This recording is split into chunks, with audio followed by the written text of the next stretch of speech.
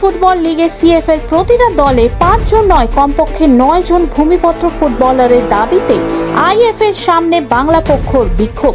এই দাবি নিয়ে আজ আইএফএ অফিসের সামনে বিক্ষোভ কর্মসূচি করল ও ডেপুটেশন দিল বাংলা পক্ষ। নেতৃত্ব দেন বাংলা পক্ষ সাধারণ সম্পাদক অধ্যাপক গর্গ চট্টোপাধ্যায়। দুজনের বেশি বহিরাগত খেলতে পারবে না, আমরা সেই টোনটা চাই।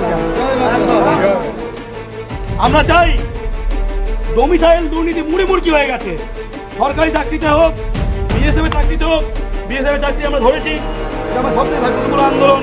সিআরপিএফ চাকরি আমরা বাতিল করিয়েছি, হাজার হাজার চাকরি বাতিল করিয়েছি। ক্রিকেটে আমরা ইডেনের সামনে আন্দোলন করতে গিয়ে সিআরপির সামনে বহিরাগতের সঙ্গে ঝামেলা, আমাদের ছেলের হাত ভেঙেছিল। এখন অক্ষরে অক্ষরে প্রমাণিত হচ্ছে। তখন অনেকে বলতো এরা বাঙালি আর বহিরাগতের কি করে কি লাভ, তারা এখন সকলে বলছে দাদা আমাদের জন্য আন্দোলন করবে না।